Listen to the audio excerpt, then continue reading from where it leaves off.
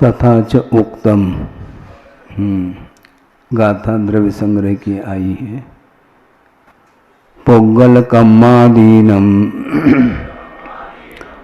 व्यवहार दूध कत्ता व्यवहार दूध निच्छेदो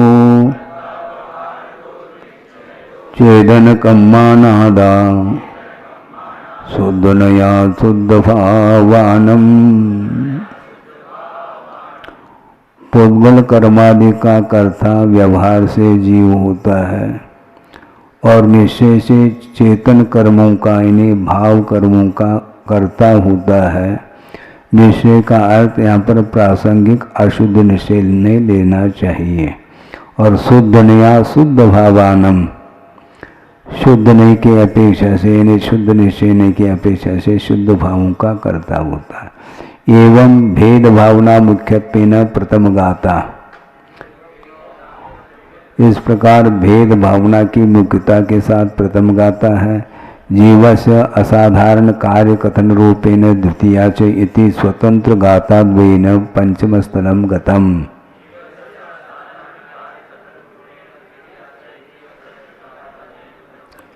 जीव द्रव्य के असाधारण कार्य के कथन के रूप से द्वितीय गाथा है। इस प्रकार स्वतंत्र रूप से दो गाथाओं के माध्यम से पांचवा स्थल समाप्त हो जाता है। अथ गाथा पूर्वार्धेन जीवाधिकार व्याख्यान उपसंहारम उत्तरार्धेन च अजीव अधिकार प्रारंभ करोति।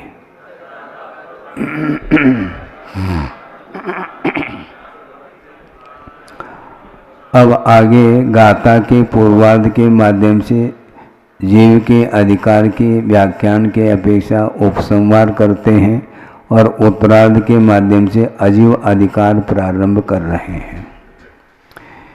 एवं अभिगम्य जीवम अन्य ही तज्जये ही भोगे ही अभिगच्छद अजीवम नानंतरिदेहि लिंगे ही। इस प्रकार अन्य भी बहुत सारे पर्याय हैं जीव के। उन पर्यायों के माध्यम से जीव को जान करके अब ज्ञानांतर चिन्हों के माध्यम से अजीव द्रव्य को भी जाने, ऐसा गाथाकार का भाव है। एवं अधिगम्य ज्ञात्वा, एवं अर्थात जो अभी तक जो वर्णन किया है उसके अनुरूप जान करके, किसको? जीवम, जीव को जानकर, अन्यरपि पर्यायी बहुकई पश्चात अभिगच्छतु जानातु।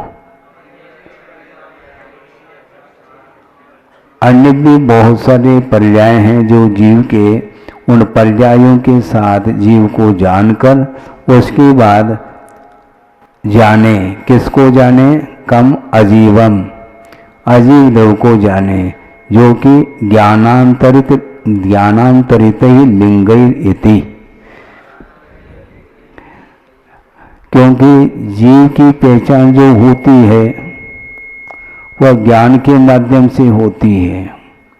जीव को जानने के लिए कोई चिन्ह अर्थात लिंग है, वो तो ज्ञान है, किंतु ज्ञानांतर जो लिंग है उसके माध्यम से, उस पहचान के माध्यम से जीव को जाना जा सकता है और जाने। तद्यथा एवं पूर्वोक्त प्रकारेण जीव पदार्थम अधिगम्य, क्या करते हैं? इस प्रकार पूर्व में कहे अनुसार जीव पदार्थ को जान करके कई पर्यायों के साथ कथम भूत है, वो कैसे पर्याय हैं? पूर्वोक्त, न केवल पूर्वोक्त, पूर्व में कहे पर्यायों के साथ जानो कि मात्र पूर्व में कहे गए पर्याय जितने हैं उतना ही नहीं है, किंतु व्यवहारेण गुणस्थान मार्गनास्थान भेदगत नाम कर्मोदयादि जनित स्वकीय मनुष्यादि शरीर संस्थान सहनन प्रवृत्ति बहिरंग आकारई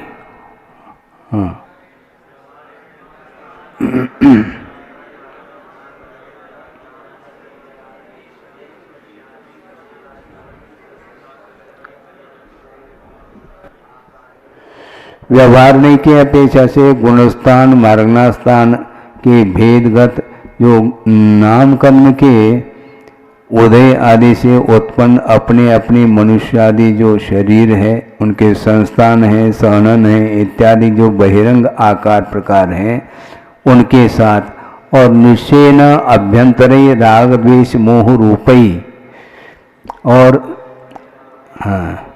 निश्चय के अपेक्षा से जो भीतरी राग द्वेष मोहादिक जो पर्याय हैं उनके साथ जो कि अशुद्ध ही वे अशुद्ध पर्याय हैं, तथैव च उसी प्रकार निराग निर्विकार निराग निर्विकल्प चिदानंद एक स्वभाव आत्म पदार्थ संमिति संजात परमानंद सुस्थित सुखामृत रसानुभव समरसी भाव परिणमन रूप ही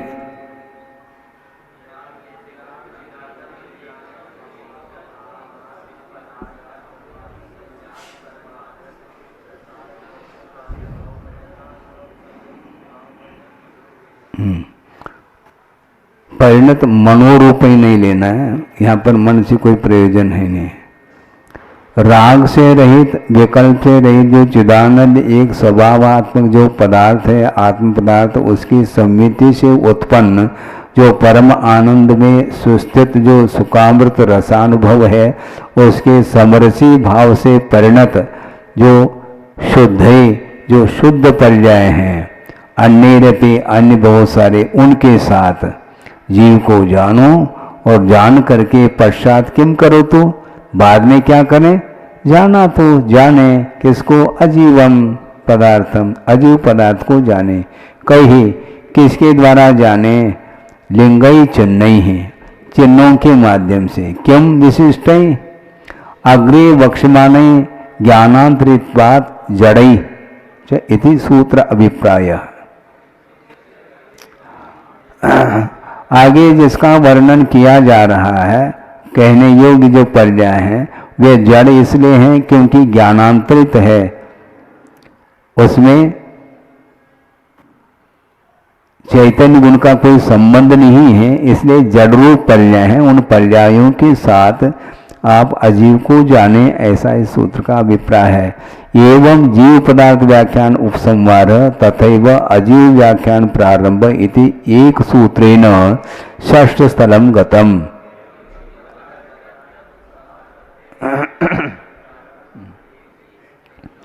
इस प्रकार जीव पदार्थ के व्याख्यान के उपसंहार और उसी प्रकार अजीव पदार्थ के व्याख्यान के प्रारंभ को लेकर के एक सूत्र के माध्यम से छठा स्थल चला गया।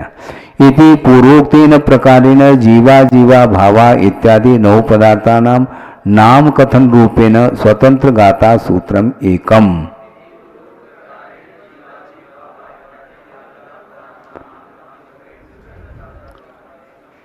इस प्रकार पूर्व में कहे अनुसार जीवा जीवा भावा इत्यादि 9 पदार्थों के नाम के कथन के रूप से स्वतंत्र एक गाथा सूत्र है। तदनंतरम जीवादि पदार्थ व्याख्यानेन षष्ठ स्थले 15 सूत्राणि इति समुदायेन षोडश गाथा भी 9 पदार्थ प्रतिपादक द्वितीय महाअधिकार मध्ये द्वितीय अंतराधिकार समाप्त हो।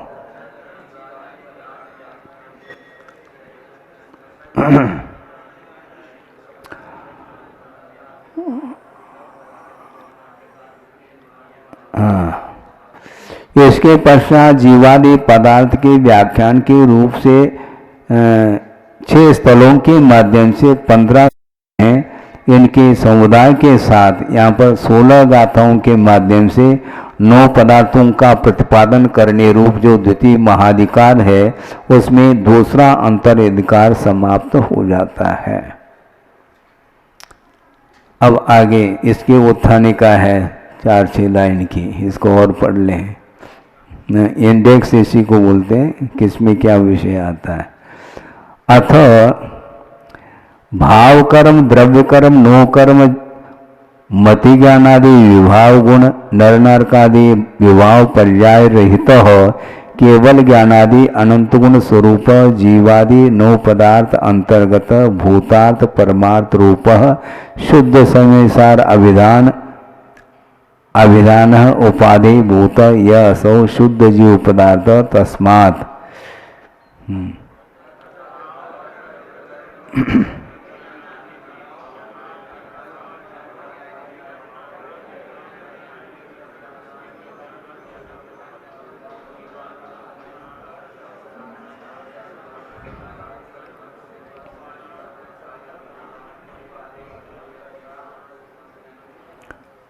अब भाव कर्म, द्रव्य कर्म और गुण कर्म और मति ज्ञानादि विभाव गुण और नर नारकादि विभाव पर्याय इनसे रहित जो केवल ज्ञानादि अनंत गुण स्वरूप जो जीवादि नौ पदार्थों के अंतर्गत जो भूतार्थ अर्थात परमार्थ रूप जो शुद्ध समयसार नामक जो उपाधि भूत है जीव पदार्थ यह सो शुद्ध जीव पदार्थ तस्मात् उससे तस्मात् सकाशात उससे विलक्षण स्वरूपस्य अजीव पदार्थस्य उससे विलक्षण स्वरूप जो अजीव पदार्थ है उस पदार्थ का गाथा चतुष्टय व्याख्यान क्रियते चार गाथाओं के माध्यम से व्याख्यान किया जा रहा है। तत्र उसमें गाथा चतुष्टय मध्य अजीवत्व प्रतिपादन मुख्यत्वेन आयास काल इत्यादि पाठक क्रमेण गाथा त्रयम्। हाँ, उन चार गाथाओं में जो अजीत तत्व का प्रतिपादन की मुख्यता के साथ आयास काल इत्यादि जो पाठक्रम से तीन गाथाओं का प्रकरण है तदनंतरम भेद भावनार्थम देहगत शुद्ध जीव प्रतिपादन मुख्यत्वेन अरसम रूपम इत्यादि सूत्रम एकम।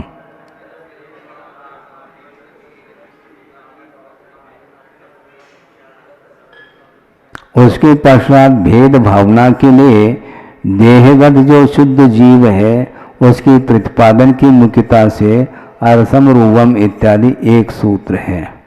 अब देखो देहगत शुद्ध जीव कह रहे हैं तो इसका अर्थ क्या?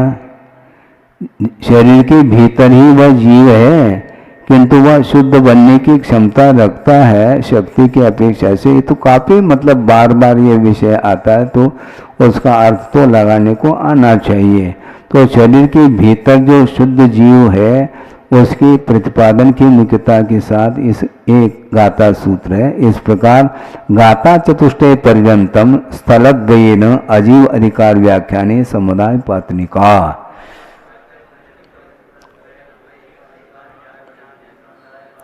इस प्रकार चार गाथा तक दो स्थलों के माध्यम से जीवाधिकार के व्याख्यान में ये उत्थानिका है। तद्यथा अथ आकाशादि नाम अजीवत्वे कारणम प्रतिपादयति। जो आकाशादिक द्रव्य हैं उनमें जो जड़त्व है यानी वह जीवात्मक नहीं है उसमें कारण क्या है इसका प्रतिपादन कर रहे हैं। आगास काल पोंगलो धम्मा धम्मे सुनत्य जीव गुणा तेषिम अचेदनतम वनिदम जीवस्य चेदनदा। आकाश काल पुद्गल धर्म और अधर्म इनमें जीव की कोई गुण नहीं है इसलिए इनकी अचेतनता कही गई है और जीव की चेतनता कही गई है क्योंकि जीव में ही चेतना गुण पाया जाता है इसलिए उसको जीव कहेंगे और अन्य जितने भी हैं उनमें चेतनता नहीं है इसलिए वह जड़ात्मक है। आकाश काल पुद्गल धर्म अधर्मेषु अनंत ज्ञान दर्शनादय जीव गुणा संति न।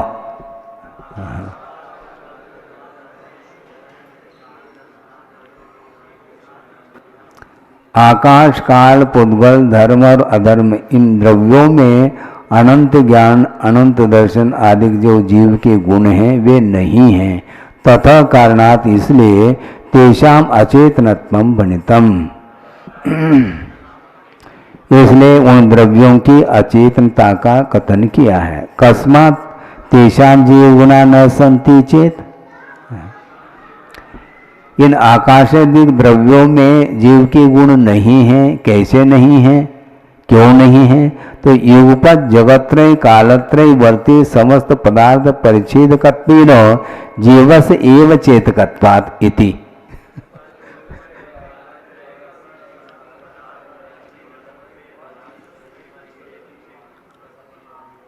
इनमें ज्ञानादिक गुण क्यों नहीं जीव संबंधी? तो उसका उत्तर ये दे दिया कि एक साथ तीन लोकवर्ती त्रिकालवर्ती जो समस्त पदार्थों को जानने रूप जो परिच्छेद करता ज्ञान है वह उस अपेक्षा से जीव की ही चेतकता है, यानी जीव ही चेतना गुण वाला है, अन्य द्रव्यों में चेतना गुण नहीं पाया जाता। ये उत्तर दे दिया। इस प्रकार ये विषय हुआ। अब अथ आकाश आदि नाम एव अचेतनत्वे साध्ये पुनरपि कारणम कथयामि इति अभिप्रायम मनसि धृत्वा सूत्रम एतम प्रतिपादयते।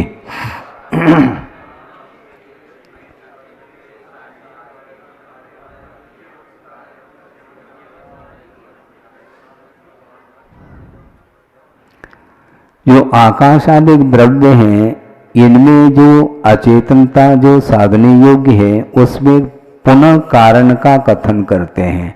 इस प्रकार अभिप्राय को मन में धारण करके यह सूत्र प्रतिपादित कर रहे हैं। सोह दुख जानना वा हिद परियमम च अहिद भीरुत्तम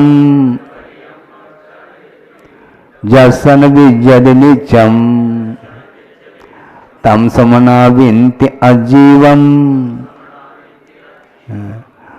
सुख दुख को जानने रूप, हित में प्रवृत्ति करने रूप और अहित से डरने रूप, ये जो प्रवृत्ति है ये जिसके नहीं है उसका नाम नित्य रूप से हमेशा उसको श्रमण लोग अजीव जाने। सुख दुख इत्यादि का वेदन आदि जो करता है वही जीव है, अन्य वह जीव नहीं, ऐसा कहने का भाव है। सुख दुख ज्ञातृता वा हित परिकर्म च तथैव अहित भीरुत्वम यस्य पदार्थस्य न विद्यते नित्यम तम श्रमणा ब्रुवन्ति अजीवम इति।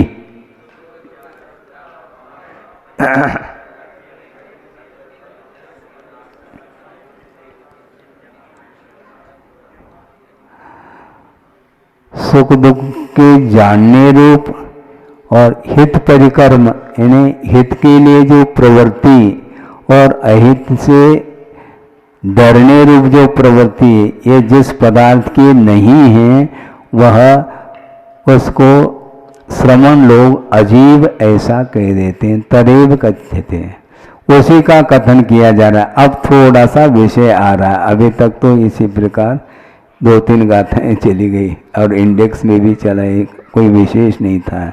अब इसमें थोड़ा खोल रहे हैं। अज्ञानी नाम हितम श्रक वनिता चंदनादि तत्कारणम दान पूजादि।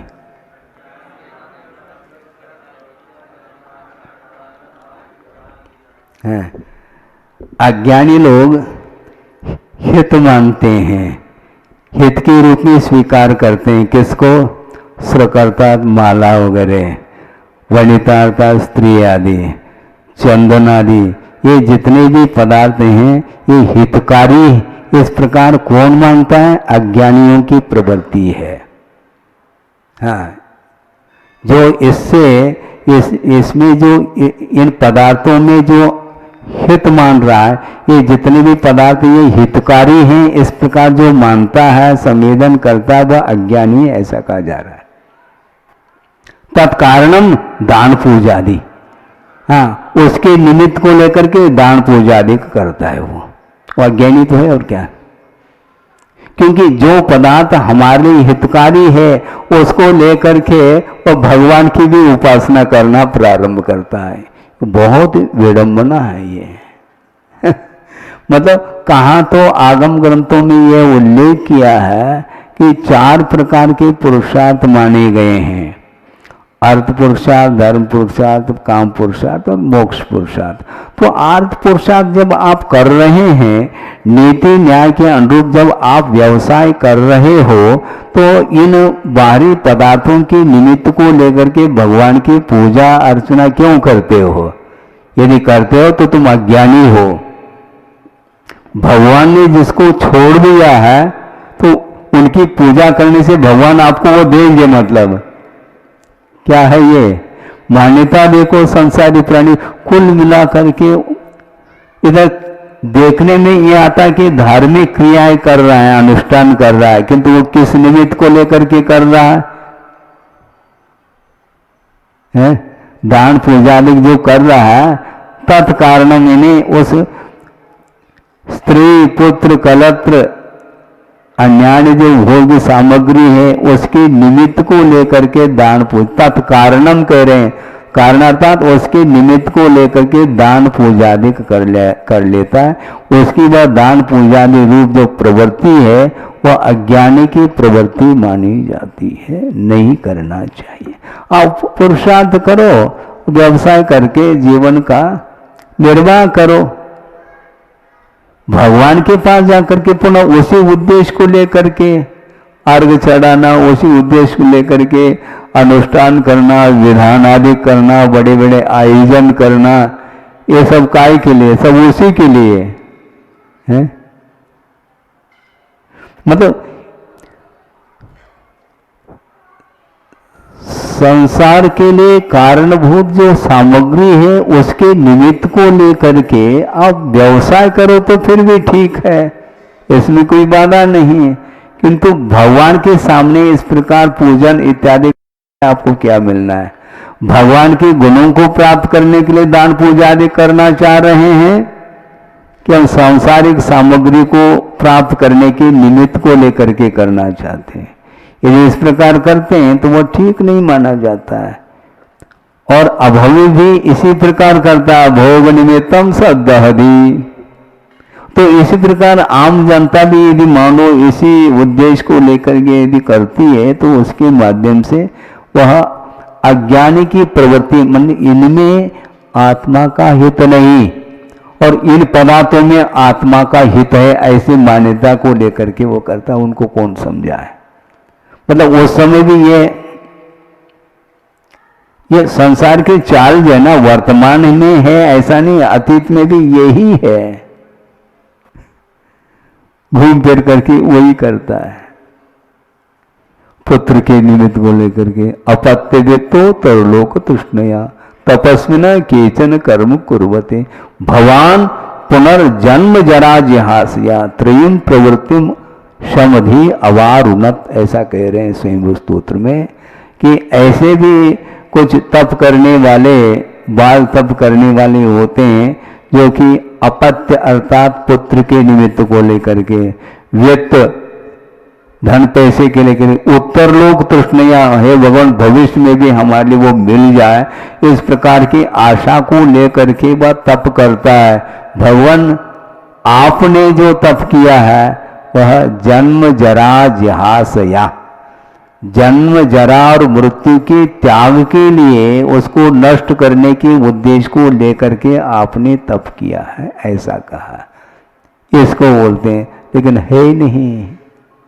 कम से कम इसीलिए जब तक आगम में क्या लिखा है इसका जब तक वह अध्ययन नहीं करेगा, हम आलोचना नहीं कर रहे हैं, किंतु कम से कम पूछना चाहिए और बताया जाता है तो उसका अनुकरण करना चाहिए। वो तो बात रही नहीं, उनको जो समझ में आ रहा है वो करता चला जाता है और उसी को वह प्रभावना का बहुत बड़ा अंग मान करके कर रहा है। ये ठीक नहीं है।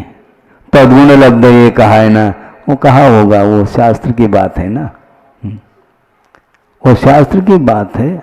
अपनी बात आप कहो, नहीं होता है? हमेशा गाफिल होता है। पुराण ग्रंथों में भी यही लिखा है। गाफिल होने की क्या आवश्यकता है? क्योंकि वह नौकर्म बन रहा है उसके लिए। इसके पीछे रहस्य ये है महाराज। आप दर्शन करने का निषेध नहीं, किंतु महाराज जा रहे तो दौड़ लगाना है, ये कहाँ लिखा है मुझे बताओ? कहीं आगम में लिखा है एक के ऊपर एक टूटना, वो करना, ये करना, ये सब क्या है? ये धार्मिक क्रियाओं के अंतर्गत ये आते हैं क्या? बिल्कुल फोटो ले वो उसी में रंगा हुआ है वो। ये इतना बढ़ गया है वर्तमान में, ऐसा तूफान, ऐसा उफान आया है, इसको समाप्त करना भी कठिन हो गया। कोई अंतर नहीं। हम कह रहे हैं बच्चा तो बंद करो, वो सुन ही नहीं रहा। तो हमने से जब बताना भी ठीक नहीं, उनको सुनने में नहीं आता, क्योंकि उसमें उपयोग है ही नहीं, वो लेने में ही उसका उपयोग है। हम कहाँ तक कहेंगे, हम थक जाएंगे, लेकिन वह संसार थकेगा नहीं। इसको बोलते हैं ये आधुनिक, ये आया है। ये सारे सारे साधन हैं, इसलिए वह कर रहा है। ये जब साधन नहीं थे उस समय क्या करता था? हम पूछते हैं क्या करता था, मुझे बताओ। उस समय की बात है, 50 साल पूर्व की बात हम कह दें कि, क्योंकि वह कल्चर, वह माहौल आप लोगों ने देखा ही नहीं, हम लोगों ने देखा है। वो एक पोस्ट कार्ड है, 10 पैसे में एक आने में वो कार्ड मिलता था, वह बिल्कुल जो है ना वो लिखते और बाय पोस्ट कर दिया, और वो जाएगा और उसका रिप्लाई जो आएगा और उसमें 15 दिन लगेंगे कम से कम, है पोस्ट कार्ड। और सोचो इतनी प्रतीक्षा, उनके उस समय उतने में हो जाता था समाचार।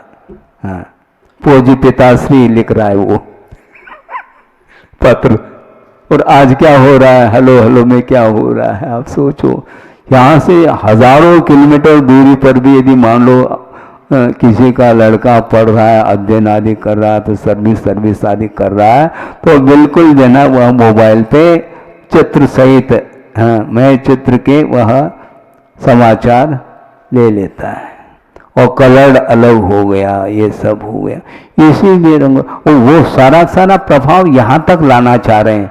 आजकल ये भी देख रहे हैं कि महाराज ये नमोस्तु कर रहे हैं, इनको आशीर्वाद दे दो। वो नमोस्तु वहां से कर रहा है वो। हाँ, अब सोचो क्या विनय, क्या अनुनय, क्या आदर, क्या भक्ति, क्या है? कुछ नहीं उसमें। केवल एक संबंध जोड़ने की बात आ गई है, केवल संबंध जोड़ने के अलावा कुछ है ही नहीं उसमें। केवल अपना परिचय, फुल एड्रेस देना। नमोस्तु बाद में, पहला ये कह रहे थे कि महाराज हम जबलपुर से आए, नमोस्तु। हाँ, मतलब उसके साथ वो जोड़ करके, हाँ, हम महाराज राजस्थान से आए, नमोस्तु। अरे नमोस्तु करो ना, हम आशीर्वाद दे देंगे। नहीं, उतने में संतुष्टि नहीं है, हमारी ओर देखें, परिचय प्राप्त करें। इस प्रकार ये चल रहा है। कहीं लिखा कहीं कुछ नहीं आगम में, लेकिन ये सीख करके आया है बाय बर्थ। हाँ, ये विरासत में ज्ञान उसको प्राप्त है, ये ऐसे संस्कार मिल रहे हैं। क्या कर सकते हैं उसके लिए? चाहे सिद्ध क्षेत्र में बैठो, चाहे अक्षय क्षेत्र में बैठो, कहीं भी बैठो, उनकी वृत्ति को, उनकी प्रवृत्ति को हम सुधार नहीं सकेंगे। सर्वजाति सर्वक की पहचान यदि करना चाहो, लिंग अर्थात पहचान है, अजीव के अजीव द्रव्य की क्या पहचान है? यही पहचान है। असंयम की भूमिका में जो चल रहा है वो कभी भी उसमें मर्यादा नहीं आएगी। किसी का नाम असंयम, और उसमें और बढ़ता चला जा रहा है। इसलिए साधक की दृष्टि कभी भी उस ओर नहीं जाना चाहिए। अपना अपना स्वाध्याय करो। हम तो समझ नहीं पा रहे हैं राग देश को कैसा कम करना है, पहचान ही नहीं कर पा रहे हैं। कोई विशेष गहराई को लेकर के बात आती है तो उसको रखते हैं तो एकदम ऐसा लगता है अच्छा ऐसा है। तो अपन को ही ज्ञात नहीं हो रहा तो उनको क्या ज्ञात होगा? फिर भी उनका कल्याण हो, ये भावना तो रखी जाएगी। इसी प्रकार वो करने दो उनको जो करना है, लेकिन फिर भी अपना कर्तव्य करते हुए उनका कल्याण जहां तक बन सके वहां तक करो। है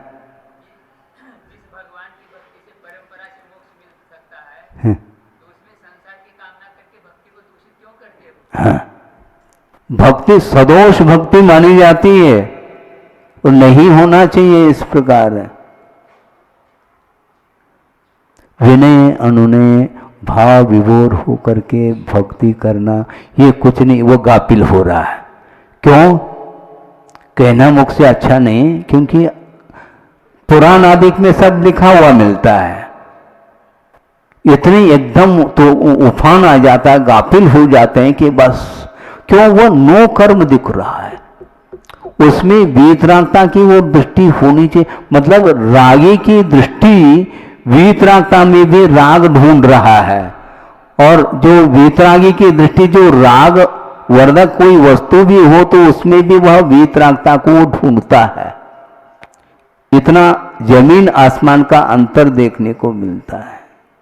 क्या कर सकते हैं, चलेगा ये। तो इसलिए कह रहे ये अज्ञानी प्राणी की वृत्ति ये है कि ये जितने भी स्त्री पुत्र कलत्र इत्यादि जो सामग्री हैं वह इसको हितकारी मानता है, और बड़े चाव से इसको मैं बार बार इसलिए कहना चाहता हूँ, जो आम जनता है वो तो फिर भी ठीक है, उसका वो उसमें वह प्रवेश कर चुका है, गृहस्थ अवस्था में जो प्रवेश कर चुका है उसके लिए ज़्यादा कुछ कहा नहीं जा सकता, फिर भी समय समय पर कहा जा सकता है। किंतु जो व्रत इत्यादि का अंगीकार करके जो चल रहा है, कम से कम उन परिवारों के प्रति, अपने परिवार के प्रति भी राग भाव नहीं होना चाहिए। हाँ, क्या तब अन्यथा हम ये बता दो ना, केवल ड्रेस चेंज करने का नाम है, इस तरह के ड्रेस चेंज होना चाहिए। समस्या तो ये है, ड्रेस तो चेंज कर लिया, लेकिन अब उनका परिवार आया है, ये हमारे भाई है, ये बहन है, ये इनके हैं, इनके ये है, महाराज अच्छे से आशीर्वाद दे दो। वो कुछ नहीं कह रहा है, अपन परिचय करा रहे हैं उनका, वो आपका परिचय करा रहे हैं तो बहुत अच्छी बात है। महाराज हमारा सौभाग्य है इस परिवार का कि इस परिवार में से इतने सदस्य जो है व्रती बने हैं। हाँ, ये होना चाहिए कायदे से, लेकिन वो नहीं होता, उल्टा। इसी का नाम संसार है। हमेशा संसार दिन सीधा नहीं चलता, वो उल्टा ही चलता। क्या कर सकते हैं, ये संस्कार हैं उनके। हाँ, तो उसमें संयोजना भी होती है। अपने गांव का कोई सदस्य आ जाए तो वहीं पर जुड़ जाता है वो संयोगज भाव, एक संयोगी, द्विसंयोगी, त्रिसंयोगी, सब संयोग जोड़ते चले जाएंगे।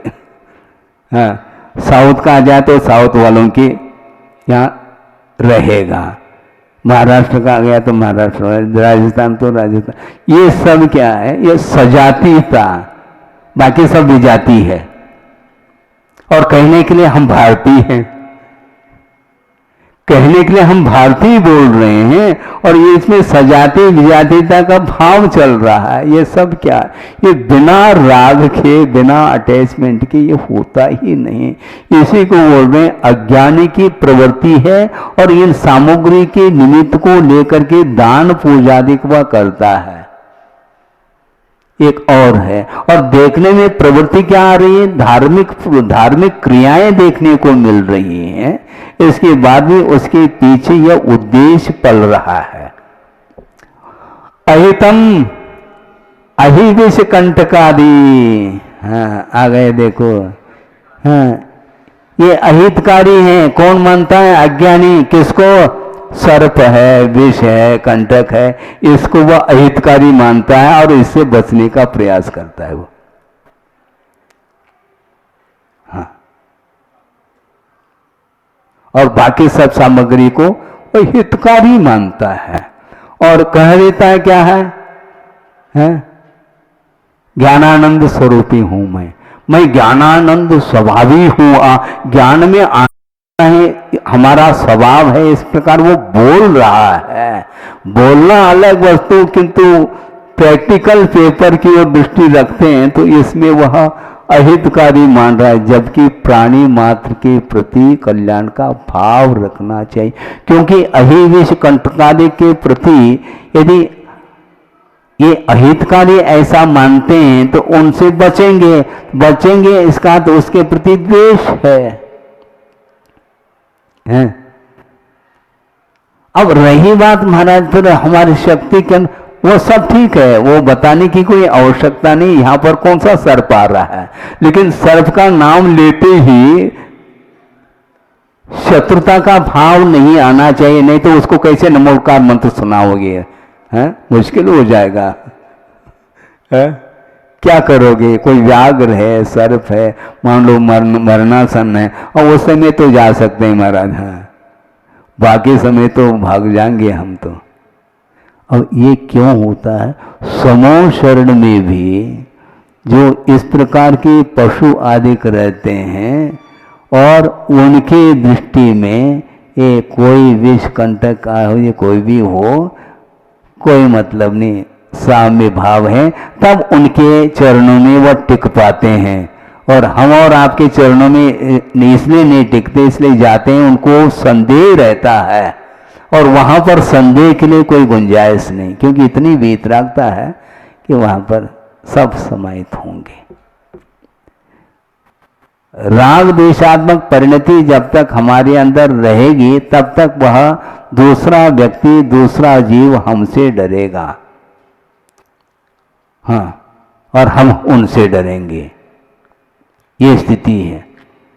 आज देखो एक और विशेष हम बात कहना चाहते हैं। यहां से उठ करके चलना है, ठीक है? एक पक्षी वहां पर है और उसको भगाने का भाव तो आपका नहीं, बिल्कुल ठीक है, लेकिन आप उठते ही वह भाग जाएगा।